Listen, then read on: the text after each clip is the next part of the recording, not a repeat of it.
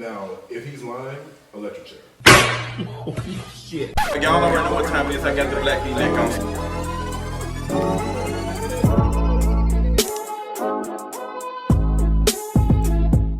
Welcome to another episode of In the Middle. My name is Justin, and we are in the middle of discussion about Jussie Smollett. We've already seen the news. We've seen everything. If you've not done your research, that's your fault. But we're about to have a discussion about it. In January 29th, we know what happened. It was reported. What was our first reaction when we first heard it? What did you think? Adrian, what did you think? I immediately went into, oh, bitch, y'all better not have. Immediate, like, okay, you really tried it. Y'all racist, white supremacist, homophobic motherfuckers have tried it. And not that one. That was okay. Not that one. That was my immediate reaction when I first saw it. Okay, what about you, Jordan? Pretty much the same. But also of course, I completely believed it. I was convinced completely, and oh shit, how dare they? So, how did we feel? I guess everybody's on the same page of how they felt when they first, everybody believed it. Nobody in here was unsure at the beginning? No. Nobody? Okay, that's good. I had a little bit, but I didn't read the details. I didn't know what was going on, so I just saw the headlines, okay, that's it. I was and I made a comment about it in the video, but then I started seeing more things. And I think, for me, that interview was what I seen. And the interview that he did on Good Morning America, Yes, girl, we all had to take a sip on that one. No, but... Yeah. So I was is Lucius Lyon about to pop out somewhere? Is it... I was confused. So there was so many stuff. There was so much going on. But I think for me in the beginning, it was 100% believing it happens. Stuff like that does happen. As a black criminal, we know that shit. So, and I was terrorized in middle school, so it kind of a little bit triggering because it was certain times of the day I didn't walk down a specific a hallway in middle school because I knew the seniors and stuff was gonna be walking down here, and I knew they was gonna make comments. So I can see it happening. So, but like I said, the Good Morning America interview, it had some questions. What did you think about it, Deshaun, when you first seen it? Did you see the interview, Deshaun? I did go back and watch the interview. Okay. I did go back and watch the interview. Were you hesitant on watching the video at first? I was hesitant only because my introduction to the interview was through you, and we have differing opinions on the whole situation. And I know, I just had questions. Sure. I didn't form no opinion, I just had questions. But watching the interview didn't leave me any more or less confused than I already was, because by the time I saw the interview, there was already so many different sources that had been put out.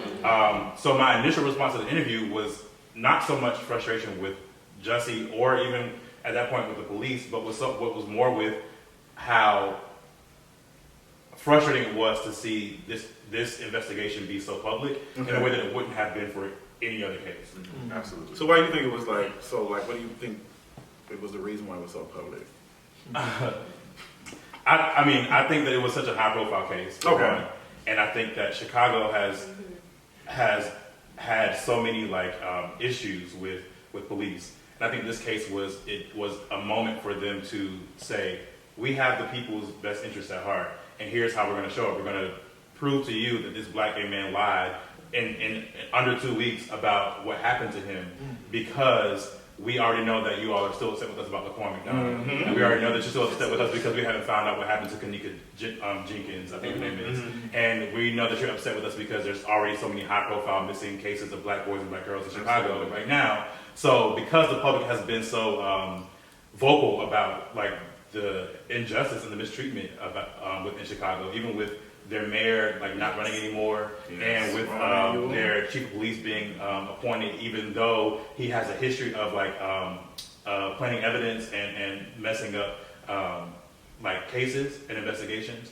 So I think that they knew that, and then they saw this moment as an opportunity to say, we're going to make an example that we have the best interests that we have his best interest at heart and the people's best interest at heart, and I think they use the case to do so. What did you think, Teddy, when you first saw Good Morning America? Very much in line with what Deshaun said. I think this entire Jussie case, just comes out at an interesting moment, like for Chicago, especially on the heels of this mayoral race.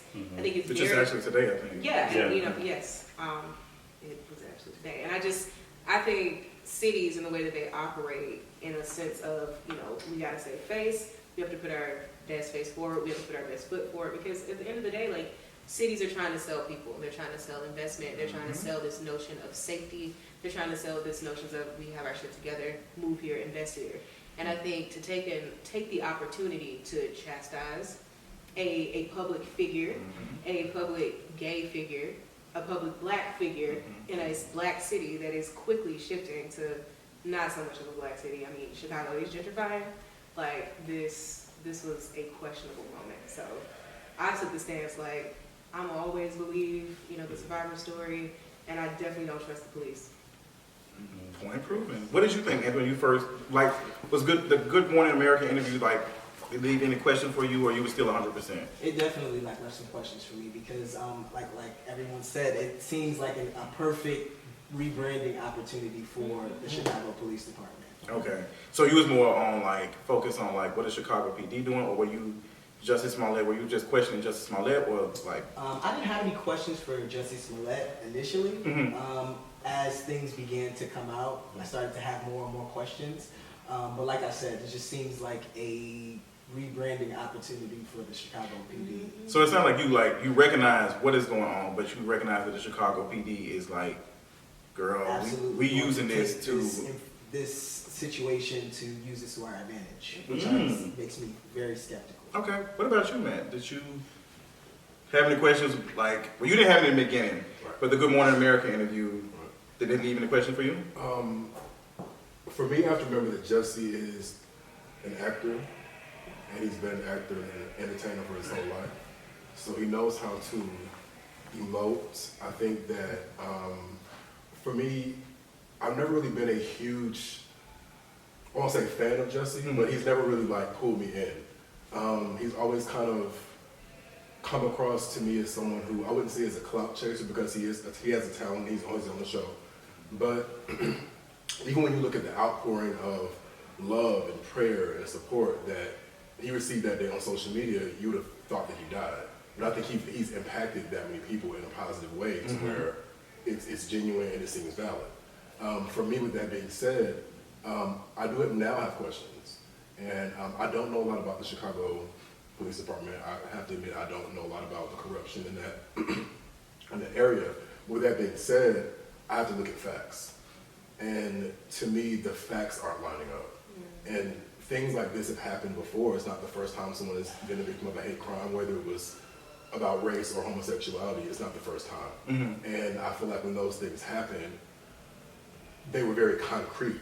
Evidence, and there were suspects and there was evidence, and there were things that happened before DNA was even a thing, and I still feel like it was still more concrete and more straightforward. This, for some reason, is not very straightforward. It's very all over the place, and my initial reaction to it happening was kind of, I think, everyone's, which was why him. He's not this person that, He wasn't the rape. No, and I looked at, it's funny, I searched. I'm just saying. Listen, I searched some of my tweets about him just because I was just curious to see what I thought about him in the past. That's one thing I love about Twitter, but it documents your thoughts. You know what I'm saying? You're able to go back and look and see so one of my tweets said something about, they want Jussie to be our gay icon, but I just don't see it for him in that way. He's not that girl.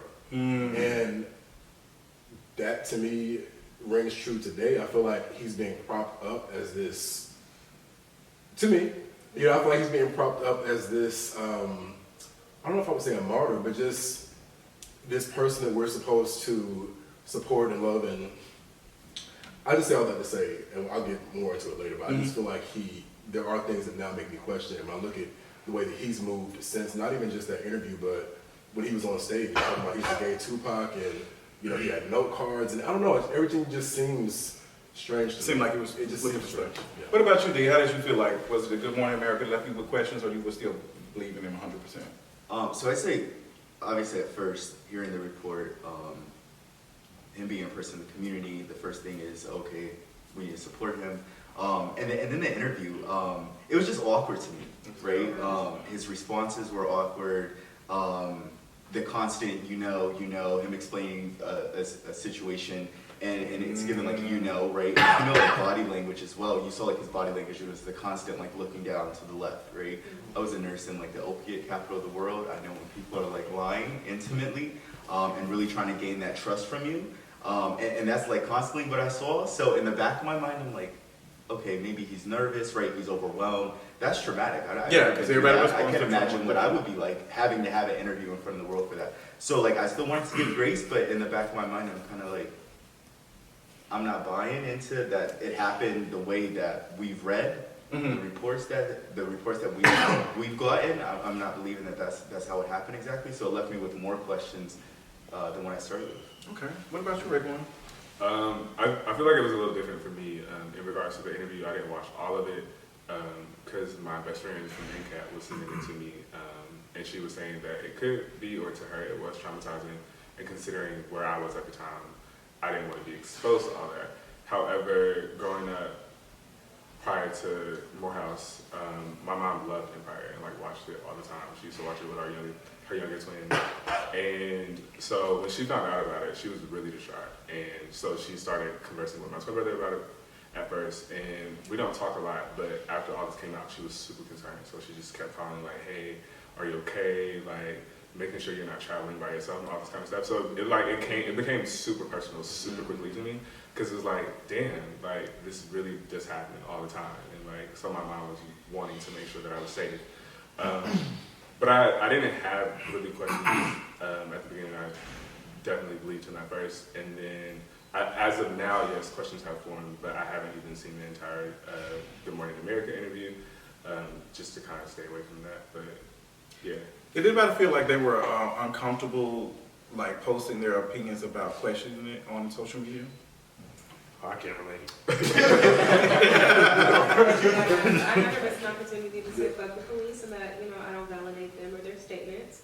But, I did also find it funny how this came out upon the heels of like the whole R. Kelly debacle and a lot of the drag of the CPD was also like, why haven't they done anything about R. Kelly? I hated that. And I hated that too. And it's just like, you can't give everything, like every situation deserves its own space. I felt like social media, especially, since the beginning of 2019, has just been overwhelmed with shit, with Black trauma, with Black violence. And it's kind of like, damn, pick a topic. Like, what are we going to unpack? What are we going to talk about today? What are we reaching for?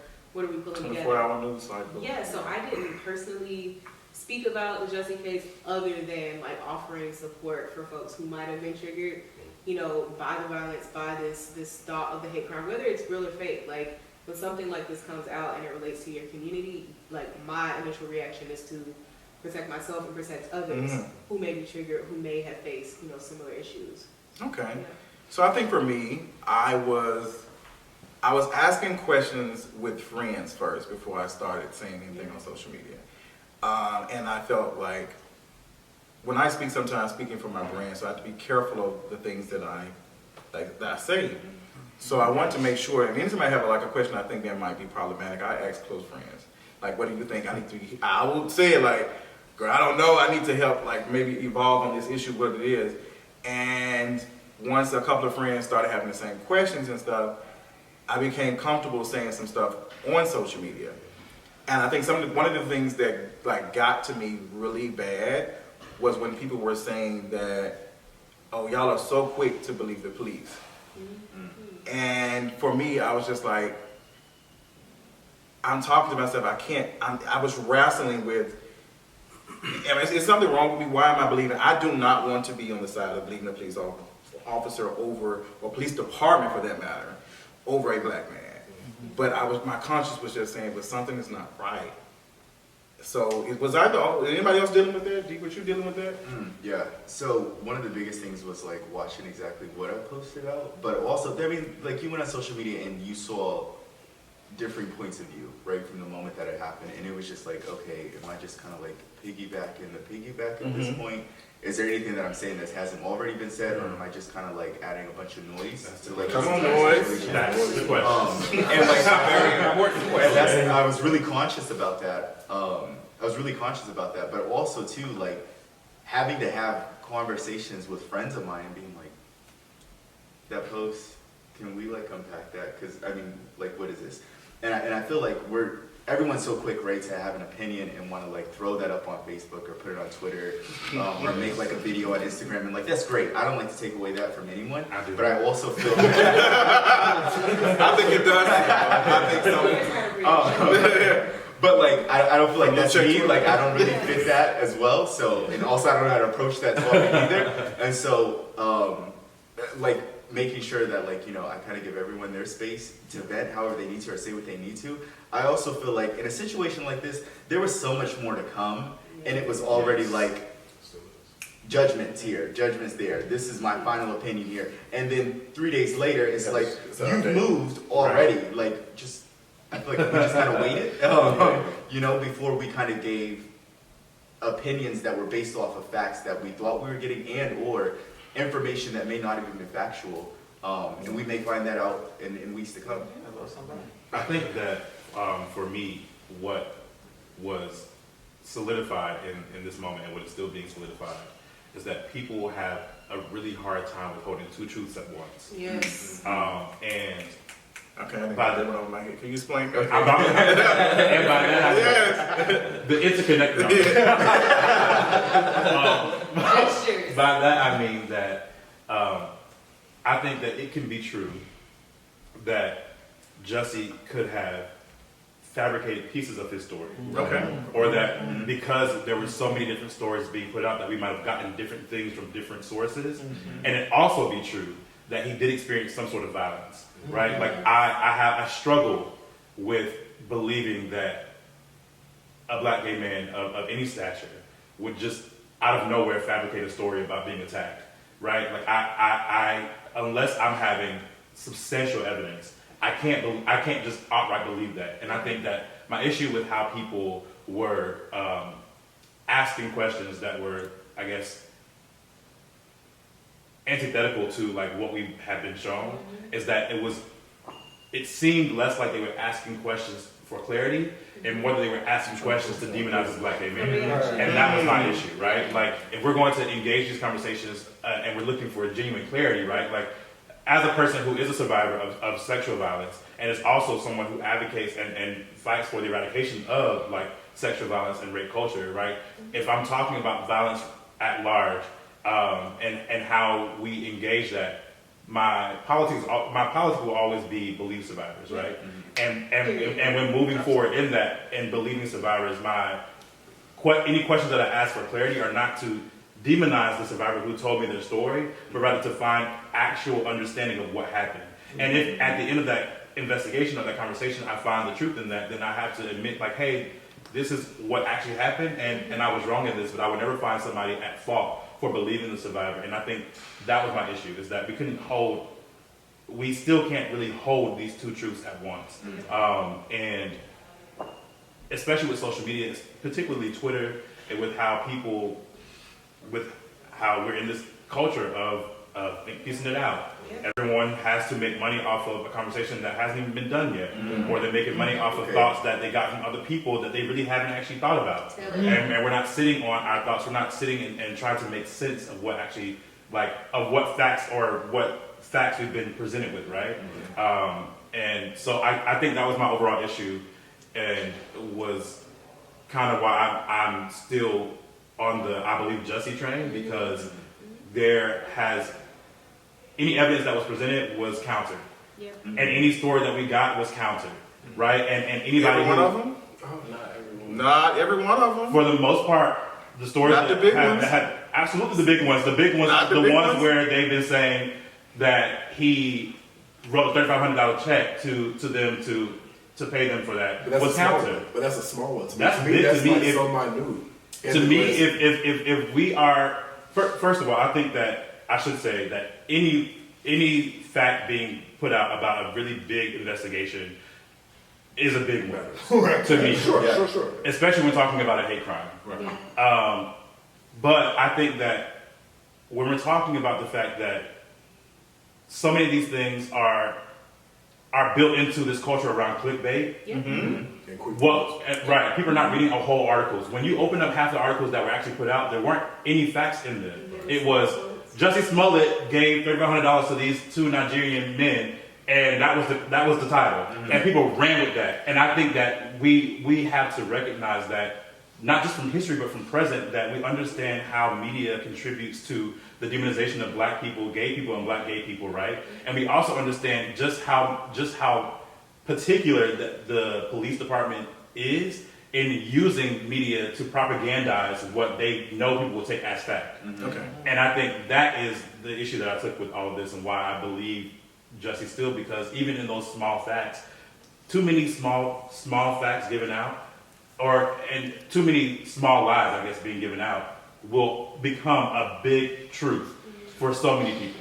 What you got to say, Jordan? Come on. Yeah, and I love that you brought up the conversation of facts, because, in philosophy, we talk a lot about epistemology, or the ways in which we come to know a thing. And I love Foucault so much because he came out with a book called Power/Knowledge. And in that book, one of his main assertions is that the way in which we claim to know is never indivisible from the power structures that exist, that produce the knowings, right? So I think that even the event of fact, right? Even the event of knowledge is an event that's produced by a power structure that allows us to know particular types of things, right? Absolutely. So I want us to be clear that even when we're talking about the facts of the case, or how we understand, how we've come to know all these things, that is connected to a power structure that has always thought of black queer people as the problem, and have always used various means of eliminating them. Okay.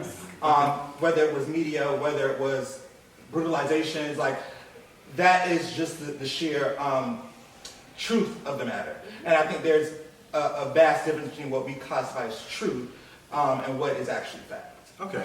So when I'm hearing this conversation about like media and how we know everyone responds to clickbait and all that, is it possible that Jussie would use this same system to benefit off of?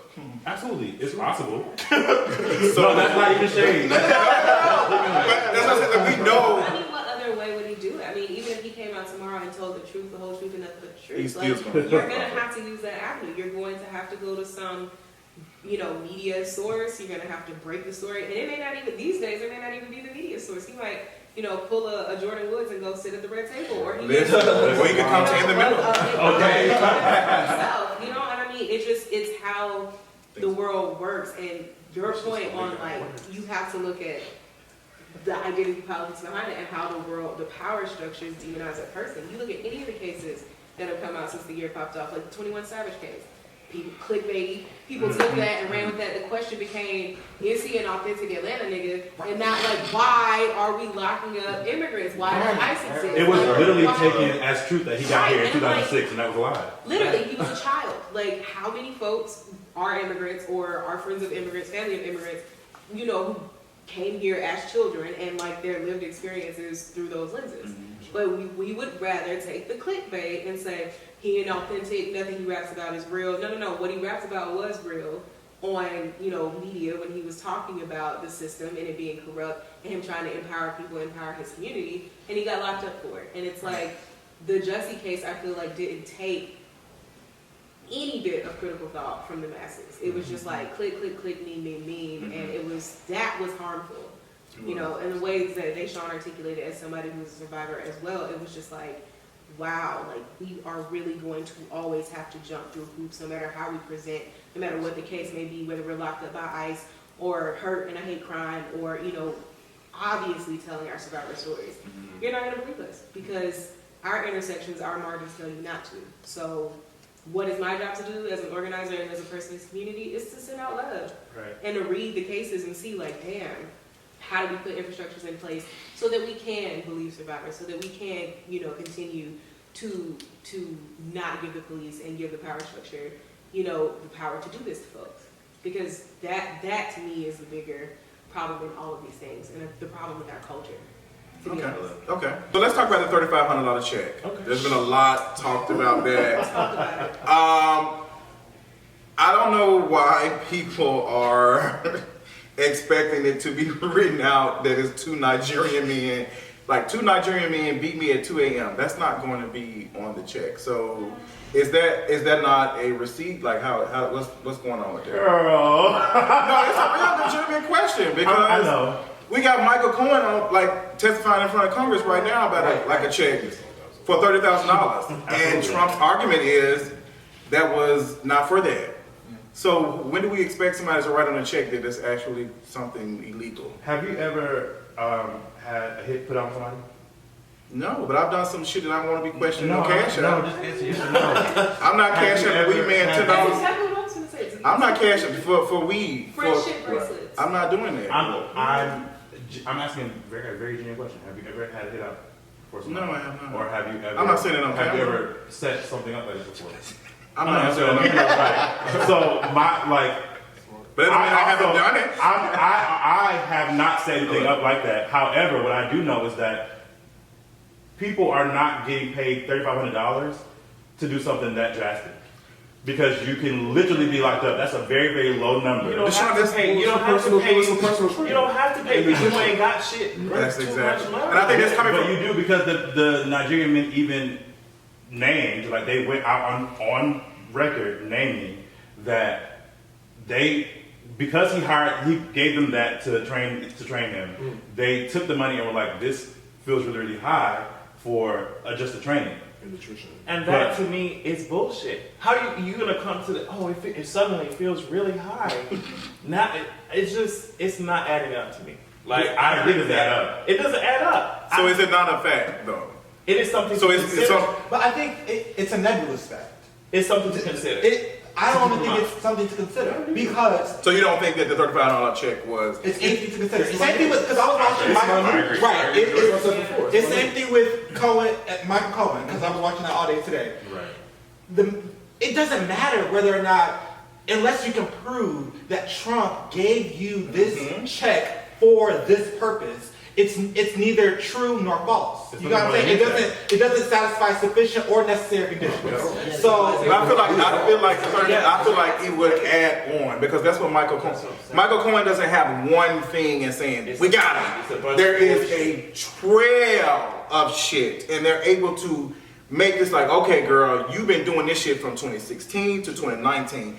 That's a paper trail. But there is a paper trail. But when it comes down, it becomes completely speculative. Because when it comes down to indicting Trump or bringing Trump into a courtroom, they're not going to bring him into a courtroom for getting money to Russians. But they're not going to indict him anyway. No, I'm talking about, I'm just saying like hypothetically speaking, like that's never going to be the reason because that will never be substantial enough evidence to indict anyone on because there's no way to correspond that to what actually happened in reality. Same thing with Jussie. Like, that's nice to think about, but there's no way to prove that. Okay, so the $3,500 check Or is out. disprove it. So what about the communication? Because we have no other suspects. We're not looking at any other. The defense, Jussie Smollett, if we read the bond proffer, it said that Jussie Smollett said the people in those masks had pale skin. So why are the black men even in question? So why are we not questioning anybody else? Because we're anti-black as fuck. That's it. It's not that complicated. Period. We're not bringing white people into But they've the already- courthouse or into the police station. But they've Even though already the said they person who did was it. harmed. But we already seen that. There's a lot of evidence that they've admitted to it. They have them leaving the admitted The It's Central Park 5 admitted to murdering people. So it doesn't matter if they admitted. Thank you. Right. And we act like conspiracy is just so hard to wrap our head around when we're talking about the police in a police state. Like, we're talking about the Chicago police who murdered Fred Hampton. Like, they have a fucking list of just incidents. Like I said, covering things. I said that it is possible for two things to be true at once. We can obviously raise questions when it comes to Chicago PD. They're obviously fucked up. They've done some ridiculous. I mean, they had a place where they like torture black people. A whole black side. Yeah. And I'm So- not here for the superintendent doing these interviews. Yeah, going around trying to act like I'm not Jussie here for Smollett that. is the worst thing that Right. happened to the fucking police department. Y'all have so much other shit to be worried about. That's how they That, like I said, than our favorite fucking Sunday. So, you know, I think it's possible for the Chicago PD to be extremely fucked up, and also it's possible for you to see and look at Jussie and look at him in his fucking interview, look at the facts that have been, you know, published, and be like, I see a problem. Shit don't add up with Jussie. Like, obviously we understand, in my opinion, obviously we understand Chicago PD is fucked up, but in my opinion, But at that point, it becomes a political choice to believe him.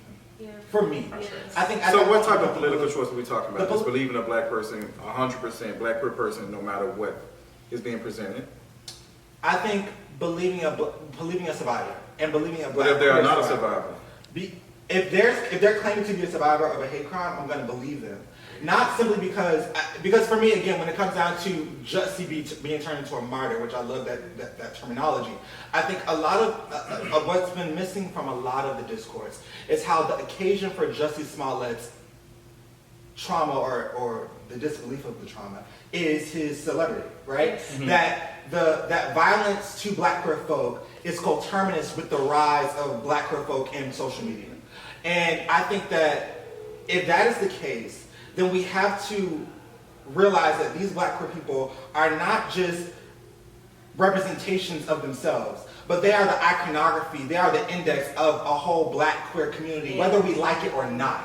So in that realm. So for me, it becomes a political choice to believe not Jussie Smollett, but believe what Jussie Smollett stands for in this moment, which is black queer people who want to be believed when they get beat up. Okay, Black queer so- people who want to be believed when they're violated. so the political, the politics is the Bird Box blindfold, Absolutely covering not. common sense. Absolutely not, because I just think when you're dealing with legal stuff, though, I mean, even if you just stay colonial with it and talk about the workings of the system, right? It's like you look at when there is doubt on the table, right? You need to believe things beyond a reasonable doubt. And I just feel like, it's fucked up as that is. And the way that that's supposed to sway a jury or whatever, like, we know the legal system is trash, right? But at the same time, there's just too much doubt on both sides of the case for me to just simply throw out that I'm just, you know, it's a little funky, so I ain't gonna believe it. Like, I think we're really, I think we're not really looking at like the power dynamics of this. What's the power? I agree. We're not looking at the part of that. No, I'm talking about even the story, because y'all making it seem like I know sometimes when we speak, we're saying that like you wouldn't take no $3,500. You don't know what type of situation that these two nights. It's nothing about the dollar amount. But that's what Deshaun, you said. I That, absolutely did. And but you don't know, like, you don't know what mind frame these young men are in. I don't know what mind frame these young men are in, but that's exactly my point. Is that we don't know what mind frame these young men are in, right? And we don't know the mind frame that any of them involved are in. I'm looking at this simply from a perspective where I understand that people who are being hired to take out these sort of acts are being paid much more than $3,500. Now, whether or not that number it matters to you, doesn't matter to me, because I'm looking at the fact that people are being hired for much more I than mean, that. they could have And I think that, installments. and I think they could have been, but if that is the case, then where is the evidence that there's more money being put out than just that $3,500? But It doesn't how does that exist. explain the conversation why does before it and after? automatically need more than 3,500 is what I'm saying. What was the question? No, you said like there needs to be more than 3,500, and my thing is that it's not necessarily the case that they needed or that was a part of the agreement that they get more than that. Oh no, I'm responding to Tanger's question where she asks, or where they ask, what did you just ask? They could have been paid in installments. They could have paid in installments, right? And I'm saying That's that that could be the case of like, if that is the case, where is There would the be more evidence money. that there's more money? I think Okay. we just need more time to cook on it. Like, it's been literally, what, 3 weeks? I don't even want But even I don't even want time. But that is, I don't even but, want that, time. but in, I think that the issue is you talk about political choice, and I think I think we have to be conscious of the decisions that we make and the choices that we make in these sort of very, very, very political situations, right? And I think language, like, I don't need more time to know that I don't trust what this man is saying, is what absolutely fuels people to put him in conversation with R. Kelly and Bill Cosby. Yes. Right? Like, and that's been happening. And that's why been happening. And absolutely, and it's been happening overwhelmingly. And it goes to the same conversation that I have all the time as a black queer leftist with people who when they see things like Venezuela, they'll say things like, well, I think Maduro is a dictator, right. But I support the people. But that specific language only allows for the U.S. Only allows for the. I didn't finish my statement. It only allows for the U.S. to enact war, right? And in that same way, I think that language that precisely in that same way, I think that language that we use that allows for not just cishet folks, but for politicians to enact war on black queer people is what you're using, right? Language like, I don't really need to hear the rest of the facts to know what I believe. What facts do you need? Are we waiting on the? Are we waiting? Here's already to make that assumption. I have the comments. I think that's where at least the issue for me comes in, because I agree with both Deshaun, Jordan, and you as well in regards to like similar beliefs around believing survivors and just like the ways in which, depending on the margins that you lie in, you're never going to be believed. Like, and taking it from a personal experience where I had to just, I've been in Morehouse for at least the last year. I've had to prove to Morehouse that I was raped on Morehouse's campus. And for them, it didn't make any sense because I'm gay. And my assailant who raped me was a man. And I think that when you lay in those margins, then it's like, okay, well, this is a little confusing for me, or this is a little difficult. It doesn't matter. You can't dictate that situation and be like, okay, yeah, I just, like, this isn't adding up to me, so it just absolutely. I literally have sat on this a lot, and there are too many. This is not a case of somebody being raped. Like, I know there's so many. You can't say that it's hard to say somebody's not raped. Like, just rape with this lie is completely different. But that's what you. I really want to tell you. Let me finish, because someone can say, well, you were not raped, you were drinking. We know that somebody, if I come up to you right now and attack you, hit you right now, you're going to fight me. Regardless, you're not, unless I have drugged you. That's not necessarily true. Come on, That's not necessarily true. That's the same. But what are other things I allows rape culture to exist. But what other things are keeping you? What other things are keeping you from fighting back? Like, you're probably intoxicated. No. Fear. Okay. Body biologically You freezing. fucking attacked me. Like, what am I supposed to do? Okay. Like, I'm disabled. I'm 4'11". Like, I definitely. I'm drinking. So It's dark. Like, it doesn't. I don't want to create any doubt around that. I don't give a fuck. Like, it's the same argument that we use with rape cases. I don't give a fuck if I come. I don't know if I want to put that in the same thing. I think it's important to name rape culture, because rape culture is not just about rape itself. It's about the violence It's about the violence that is allowed to exist underneath the culture. Okay. So my view on it is that I'm waiting to see what the fuck else is about to happen. So my thing is. So what is it? A jury? Do you waiting on a jury to look at? I'm waiting on just more information. That's you know what I mean. In my opinion, I think that Chicago PD has definitely been shady in this fucking case. Yes, but also, I think that given what Jussie has said, I am not convinced by him. So I'm keeping those two things in mind. And I don't think there's anything wrong. I don't think it's anti-black to say, oh, these shits that you're telling me are not adding up in my mind, so I'm going to wait until I have more information.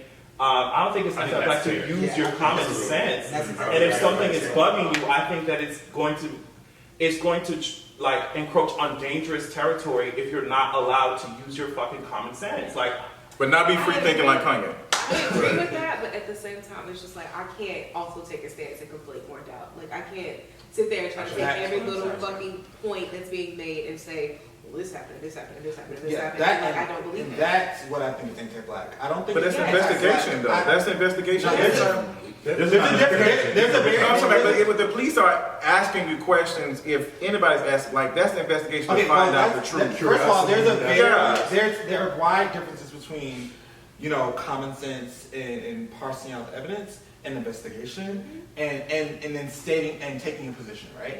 So I think that it is anti-black, any, and wherever you see it, that a person takes a position of questioning Jussie Smollett. Because he's a black person. Because not only no, not just because he's a black person, but because he's a black queer person. Like I'm talking because in public. Because you keep like my philosophy professor always taught me, keep all your common sense shit to yourself. All that is yours. But as soon as you put that out, you've given that to the public, and now it's adjudicatable, for lack of better words. Like now we can decide what is true and what is false. So if you can ruminate and poke holes and all you want in your own self, but once you verbalize and take position and say, well, I'm doing this and I think this and that and the third, you immediately give license for everyone in the public arena to not only do the same, because it's no harm in necessarily saying that I don't see these things aligned. But that's not how the common sense goes. Okay. The common sense goes, if this is falsifiable, then there's no truth within it. Okay. So what do you think? What you gotta say, man? Well, for me, it wasn't even like that I was swayed by the media. I honestly tried to stay away from the media. But the thing with that is, how else are we going to get information? Like, if we wanted to go right now and say, okay, let me see what the update is. Where are you going? You're going to Google. Who's doing the investigation? Right. So it's like we have to get our information from somewhere. And for me, I wasn't swayed by media. I was swayed by my natural instincts, my natural discernment. If I never read a news report and if I watched Jussie's interview and if I watched his whatever he was doing on stage, performing that, like, was it 2 nights later or a few nights later? That's where I drew question. It wasn't really what was coming out in the media. Now, did that help? Yes. But also, to me, facts are straightforward. And I've always been somebody who likes to connect the dots. And these dots are not easy to connect. And I feel like it should just be a more straightforward case. And again, we're talking about 2 Nigerians. If he's saying that 2 white men attacked him, why do we not have some white men, why do we not have white male suspects lined up? I would like to see. Well, I would love to see it. I would like to see it. I would like to see it. Let me respond.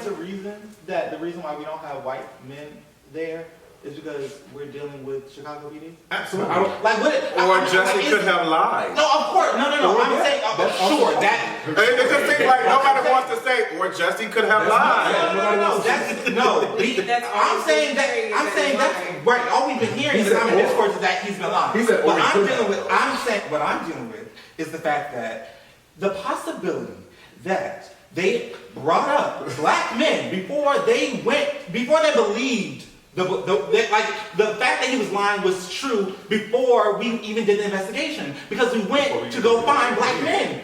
We didn't go to find white men. We went to find black men. And that's why black men.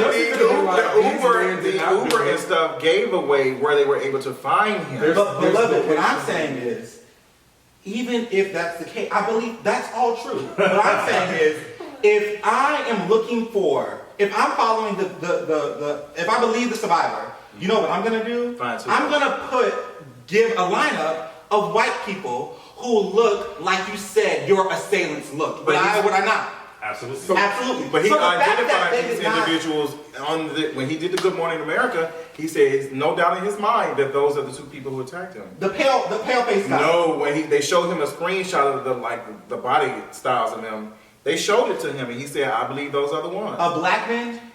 They were facing backwards, weren't they? Like you can see. I don't know if you can necessarily see their face, but he can look at their build. Yeah. And he identified them. But if he said he fought them, that's what I'm saying. Build They had ski masks. build and skin are 2 different things, and y'all not dealing with that. Right. I'm saying, if I said my assailants are white, and you go bring me some black men, there is an anti-black ideology working. And also, we're not talking about Bill. Let's talk about the body politics. Let's talk about Let's talk about how black people animalistic. Yes. I definitely see your point there. I didn't see it. Identity politics there. They're black men, they're Nigerian men. So you're playing this, they're immigrants, they're probably so much shit they can play, right? So maybe they will accept the $3,500 check because they're poor black, Nigerian immigrants who don't know no better. Some people say they Nigerian men are some scammers. Right.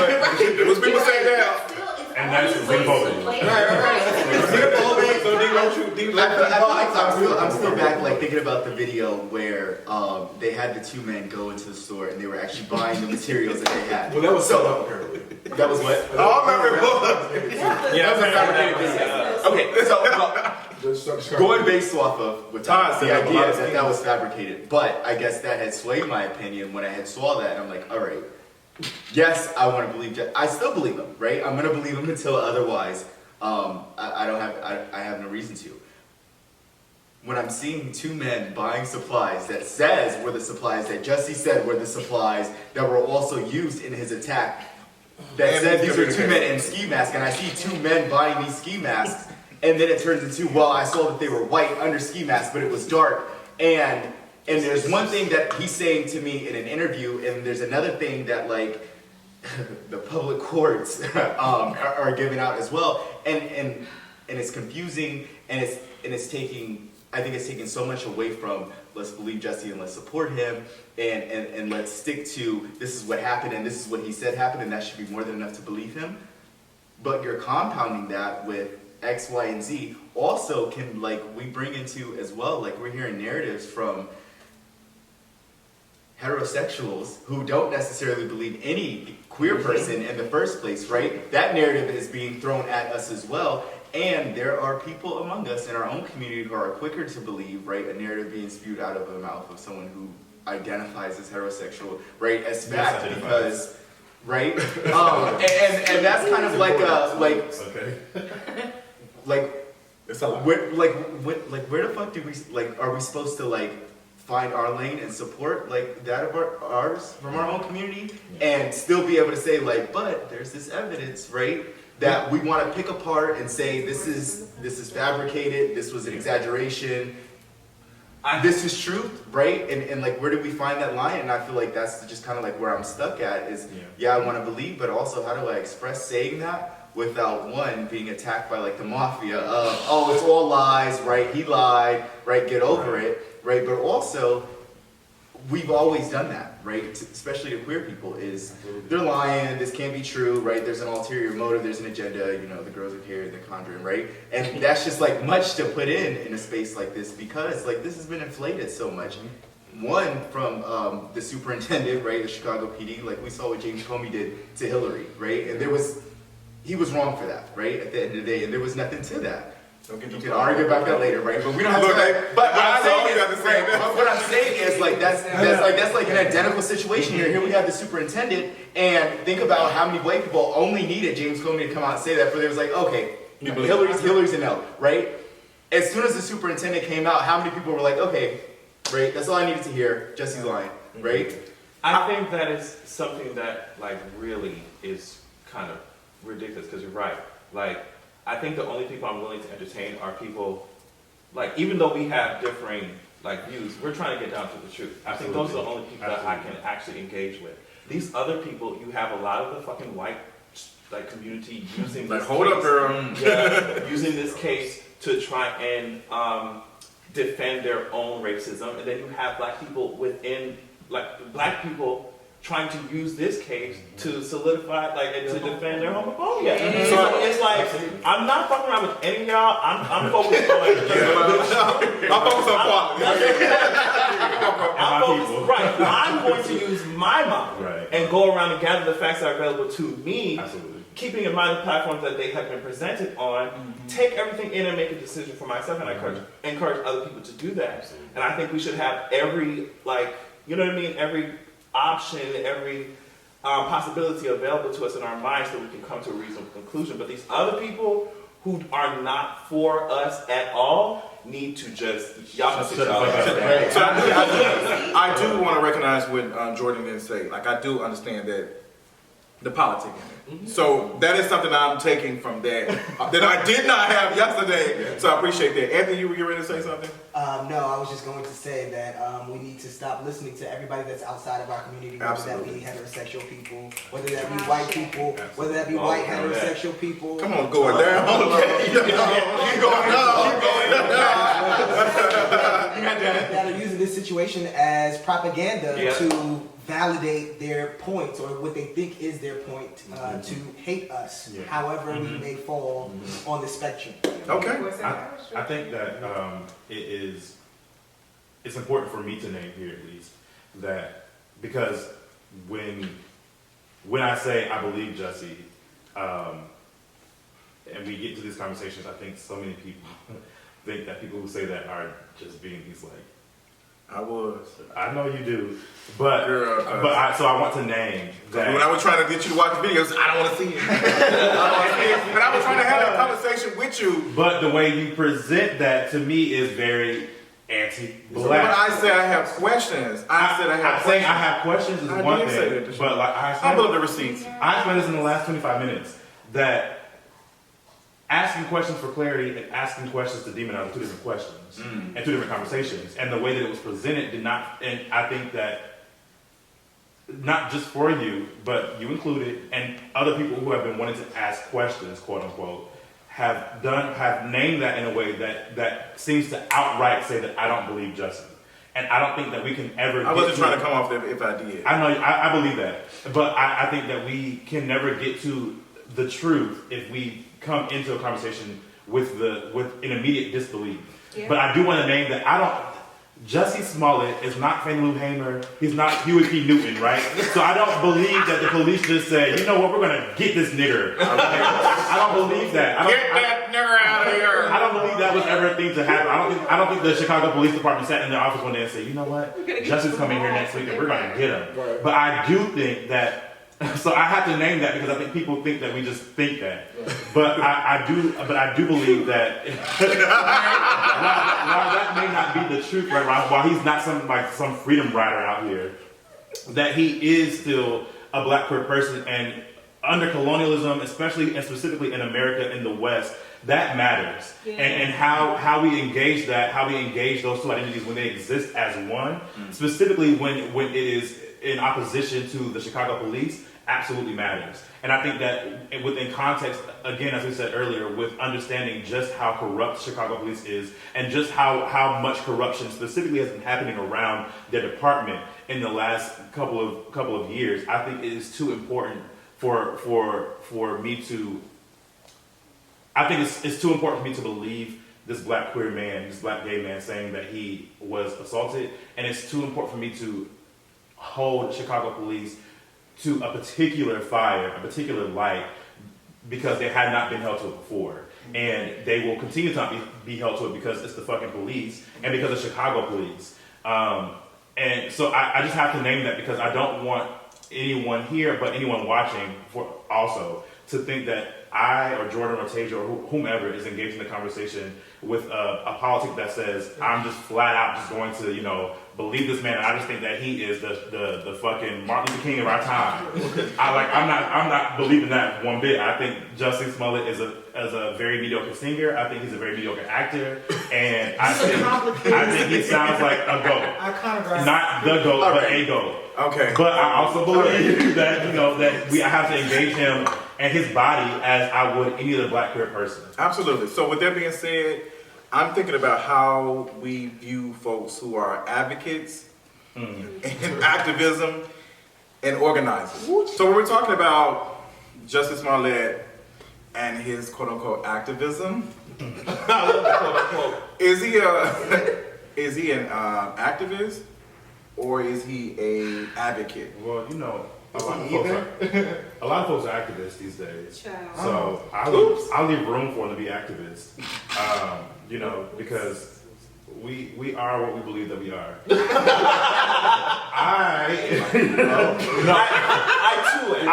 Because I think that was the thing that was like, Jussie Smollett is, like you said earlier, he's not. I've never seen Jussie do anything that's radical, right? To make me like, oh shit. And I think that a lot of folks are slapping no hate on their cheeks. And I love Jussie Smollett. We've talked. And on Twitter, DM, he was talking about some HIV work that he was doing. I appreciate his work there. But even me doing a little small stuff in conversation I do not consider myself an activist, but I consider myself an advocate. Like I speak up about it, and I amplify folks' voices who speak on that and know that shit. But if somebody was to ask me to come speak on something related to that, I would say, girl, that's not my lane. I will find somebody that does that work. So, are we really quick to promote, like, put somebody as an advocate? Is like the lines blurred when it comes to celebrities and activism? I think we're quick when it comes to celebrities. We're quick to do any goddamn shit. Absolutely. You know what I mean? So, Yes. like advocacy, activism, all that shit is also within the realm of what we're quick to assign some shit just because somebody's gay and black, they automatically are activists. And what I think is the dangerous part of that is when you have people who are on the ground doing real work, Yes. getting overshadowed. Of course, they're a fucking celebrity. Come on, but Kim Kardashian. getting overshadowed John Kardashian. or getting like talked over That is not the truth. by celebrities who may not have the same, just because they're famous, they're not an expert or they don't have the same, knowledge or education in that area. Absolutely. So it doesn't automatically mean that they are qualified to talk on it. Which is- So for celebrities, what they would have to do is amplify the voices that are actually on the ground. Absolutely. I remember we were just talking about John Legend's tweet. Girl. So, the tweet that y'all let you put out. He tweeted an article thanking Keisha Lance Bottoms for making him aware, Our favorite mayor. for making him aware of the in jails campaign here in Atlanta, Okay. which was started by 2 formerly incarcerated black women. Okay. And the article names these 2 black women as the founders and organizers of this movement, of this hashtag. And he still decided to thank Keisha Lance Bottoms. The So, queen of mac and cheese? All right. Their organization being He thanks her women for organized. telling him about the organization. he thanked her for telling him, and then he thanked like her the work. for her work that she was doing to end incarceration. As if her first act in Atlanta was not to give more funding to the police departments. Yes. As if the APD is not one of the deadliest forces in the nation. But she needed that endorsement from the Atlanta Police Foundation to validate her as the mayor, so there's also that. On the next episode of In the Middle. So yeah, I think for that conversation where I enter into this is that as someone who has been organizing for the last 5 years, I don't believe that there is ever a celebrity activist.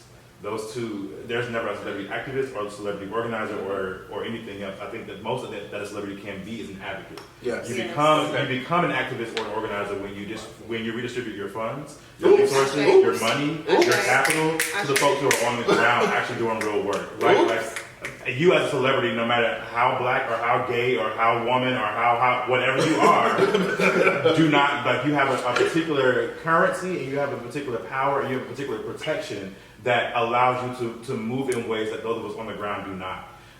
And so I think that Jussie can, be as loud of an advocate as he wants to be. He would never be an activist, and he would never be an organizer, unless he's putting all that money out into those of us who are already doing that work on the ground. And learning from them. And I think that it's important to define, like, an activist is not an organizer, but all organizers are activists. In that, being an activist means showing up, right? It means that you were putting in the work to show up for specific causes or specific issues or whatever. Whereas being an organizer is someone who's doing behind the scene works, that is making sure that these things are possible, right? That, like, you're not just showing up to the protest, you're planning it. Yes. You're not just showing up to the rally, you're planning it, right?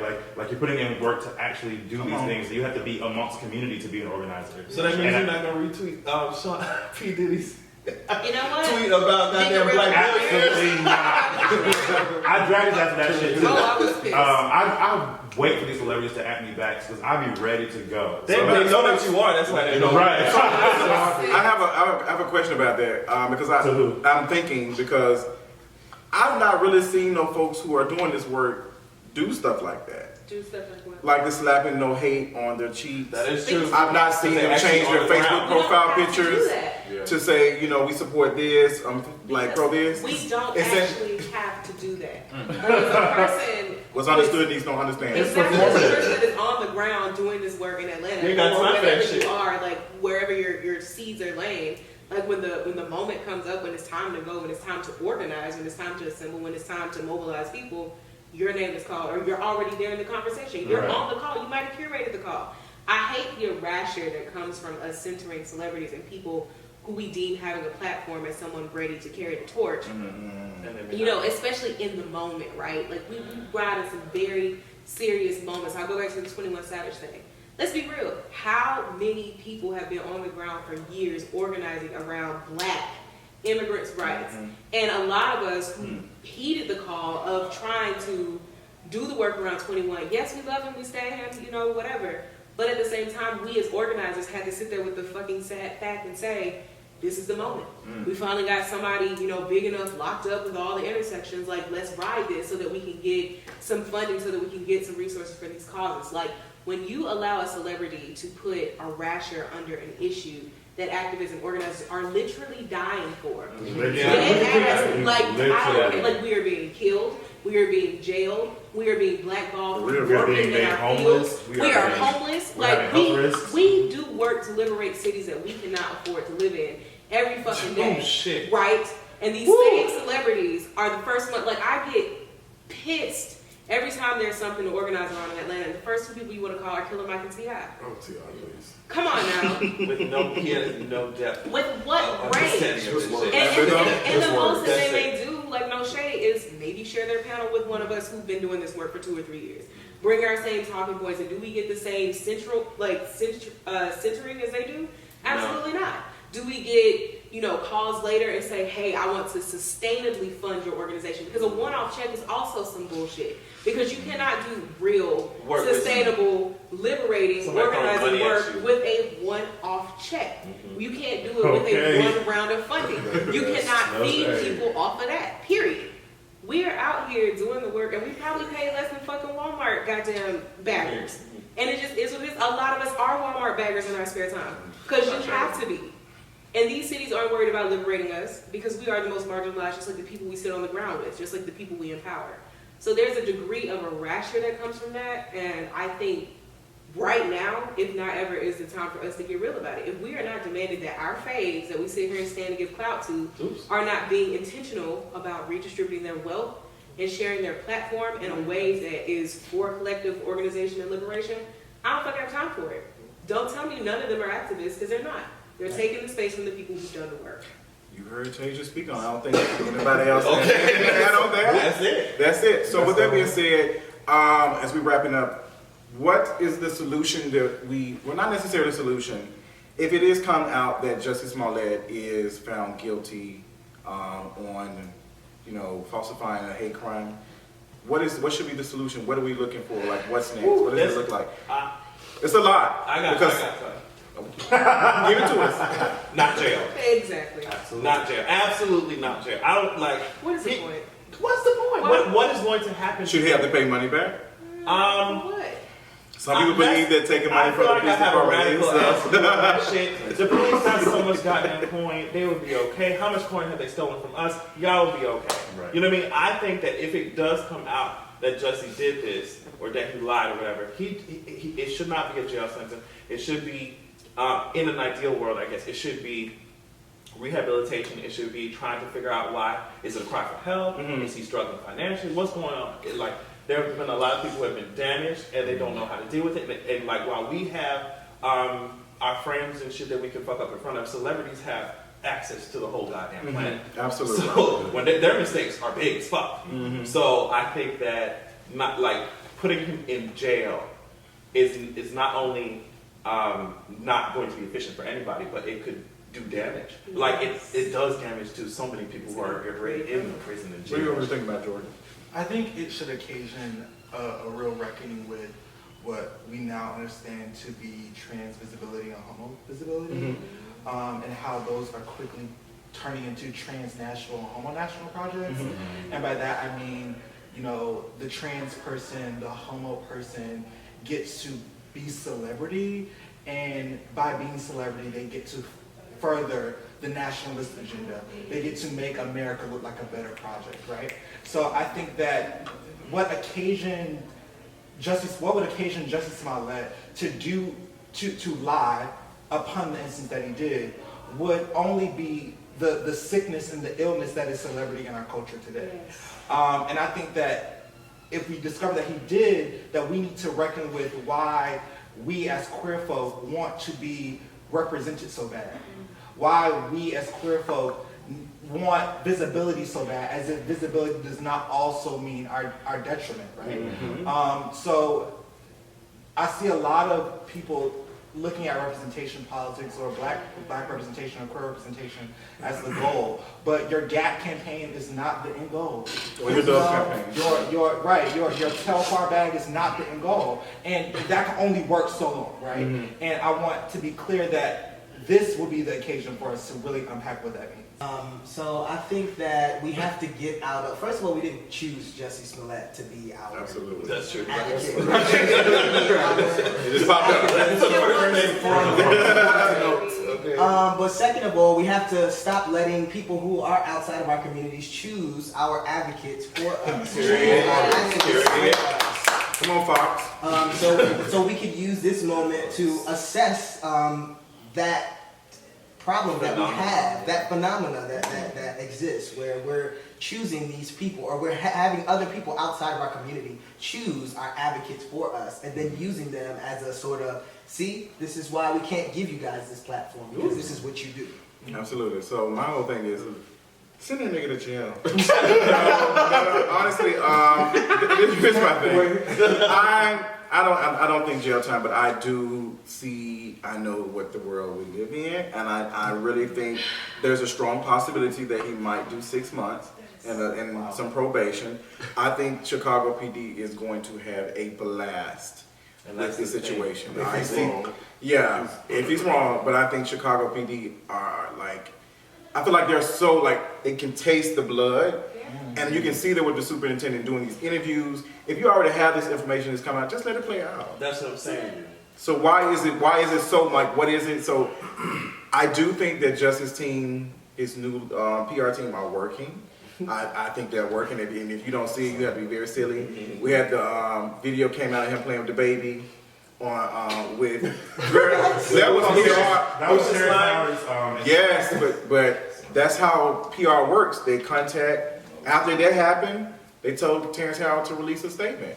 You know what? See, that's what PR, to me, I know that's what it is, because the information, we've not seen any leaking information. Like, the police are self-serving as a motherfucker. We've seen nothing, like no facts, no evidence or anything to support Justice' claim until after the lawyers after his attorneys got, the case, until he was charged. Then we started getting stuff like the check stub got leaked. And the prosecutors and stuff, like, they're not going to leak that information. They're not going to do anything. And they can't comment on that and say, well, we didn't drop it. Y'all must have did. They're not going to do that.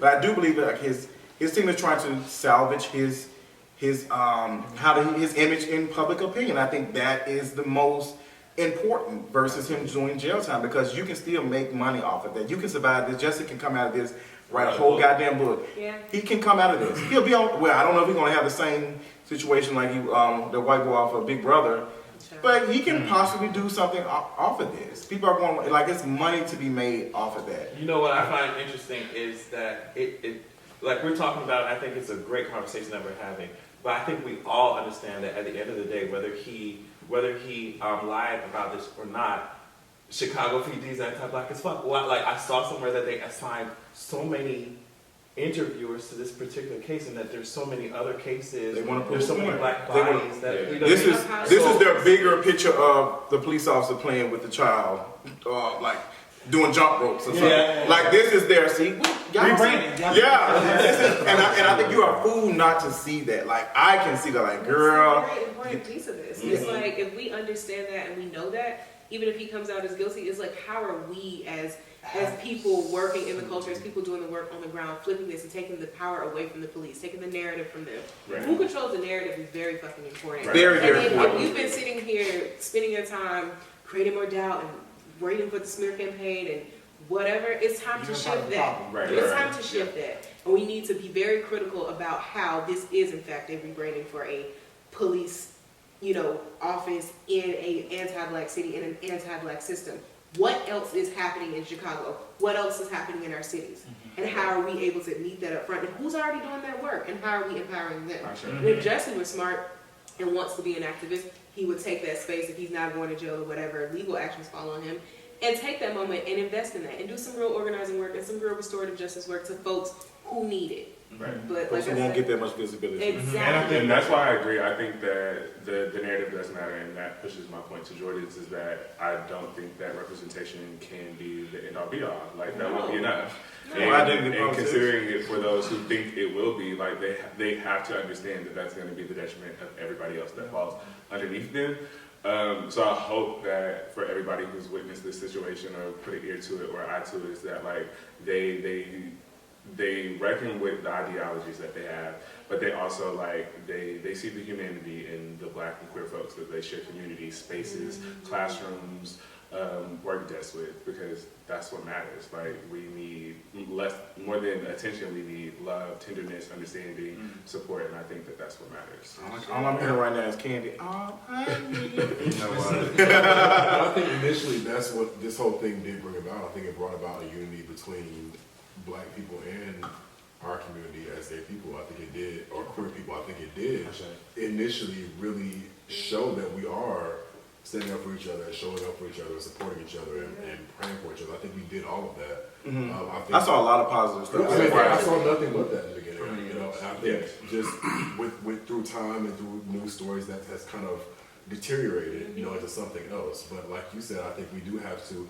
For me, my biggest takeaway from all of this is, you know, I don't have Jussie's platform, but I do have a mouth, I do have a voice, I do have an opinion. So it's made me want to get more involved in our issues and mobilizing it, and you know, just all of those things. And I don't think it should have taken something like this to really shed light on that, but I think it has. I think it's opened a lot of our eyes to that.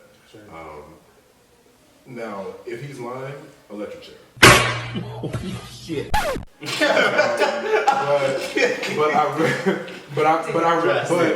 But deep down, I really hope he's not. You know, and there's that side of me that likes to, you know, have fun and jest, but I really hope he's not lying. And I literally prayed for this man, you know, and with all sincerity, I really did pray for him and his safety and all. But not only for that, but for all of us. You know what I'm saying? Absolutely. For all of us. I think we did. I enjoyed some of the like reactions, some of the memes and stuff. Sure. Now there was one thing, and I'm gonna talk about it. Y'all can say what y'all want. I did not enjoy seeing the reenactment by this queer Black man. What? I didn't see that. Oh, let me tell you. I was not here for that because like Jabuki. Yeah. So when you were talking about politics, and we were talking about being careful of the conversation we have in public, that whole thing that Jabuki is him doing that, it's a big ass white audience, and then you're doing this with a cis hetero man. That came off as You know. and I was just like, it was cute a little bit, but girl, you don't see that you're being used. Right. That's why I like. There were people brought up a point on Twitter like, how the fuck were you giving cupcakes to Tanya Loren? Whether Jussie lied or not, you know what these people are using this for propaganda against Black, gay, and Black gay people or Black LGBT people. Period. So you getting up there in front of your like super white audience. Like before the investigation is even done, you're not even saying like, "Oh, girl, there's a question." You're literally going out there making satire, and he's not even saying. He's not the conversation. Even him talking about CPD, he was like, "Yeah, we know that." And you have to be careful not to brush it off. Like, it's like a stamp. Like I've already talked about CPD. I know that they're corrupt. Moving on, but the shit's like I do understand. I think I took away that even more with you all now than I did the past week. Great. And I really appreciate that. But the whole situation with that was not it, and it was. And I They also were buddied up with Tommy Loren. That shit. girl, and that's And that's never okay. and that whole history and no, thank you. But I also think it's important to name one that representation politics is neoliberalism. It is what gave us April Rain and DeRay McKesson. And I also want to name... And everybody who engages in it is a part of the problem, period. And you maintain the colonial project. So that's it, that's Doing your all. own But I also want to say that I think it's important to name here on camera that most people, and this has been said by lawyers, so I'm not just making it up, most people who have been charged with what Jussie is charged with do not go to jail. Yeah. At most, they receive probation. And so if... Keyword most. That's my point. So what I'm saying is that if we see Jussie go to jail for this, I maintain my position as I believe Jussie, because at that point it is no longer just about whether or not he fabricated a story. It is now about witnessing a black gay man being put in prison because of something that most people are able to get away with with no charges. Yep. We sat through a whole fucking summer where Becky's and John's called police on black people and filed reports. Not just this has been happening for years. Like a whole moment where that was nothing but all we saw on social media. To a point where I thought it was going to be like the next wave of witnessing like black murders by police. It was very symbolic of that. So I want to name that because I think that we have to be mindful that if that is something that we witness, that is absolutely like anti-blackness at work, and it's also heterosexism at work. Yes. And that is an important thing to recognize. But in terms of what I think accountability looks for, I have to name that one of my really good friends, his name is Ron, says that accountability requires consent, and that a person cannot be held accountable if they don't consent to it. And so I think that if Jussie is going to be held accountable, I think that he has to be called in to a point where he wants to be held accountable if it is found out that he has lied. But beyond that, I think that my good sis, Ayanda, named it perfectly, that we have to, she said, I already forgave him. Okay. I already forgave him because that's what, some people mad he deserves that. Well, they be mad because what she said was real. I think that we can have conversations about Ayanda Banzan, and I love my good sis, but she has her problems. But I think that... You know, she always protected me, so... Well, but I think that in that moment she said something so very profound. She did. And I like what she said, and I think that we have to hold space and give grace to Jussie in a way that we rarely ever give to black queer folks. And I think that he should step away from his job as actor on Empire until he seeks counseling and goes through like a whole 6 week or however long period where he is actually doing rehabilitative work to make sure that one, there's nothing wrong that hasn't been seen by people around him, but also that he understands the extent to which he has caused harm for people, right? Because if he has lied, like you have further criminalized black people, and not just that, you have further criminalized black people with larger bodies. And as somebody who's walking around as being criminalized all the time for my blackness and my fatness, right? I'm oftentimes read as criminal anyway, and so you make issues like that harder for those of us who walk around in this way. So I think that there is room for accountability in that way. If it is seen that he fabricated the story, but I think that it obviously is not in jail time, and that he should go through some form of counseling. Yes. Okay. With that being said, I really appreciate you all. This conversation was. I enjoyed it. I think this really made me think. I appreciate you all. Give a round of applause to you all. Yes. We will see you all next time in the middle. And that's it. That's it.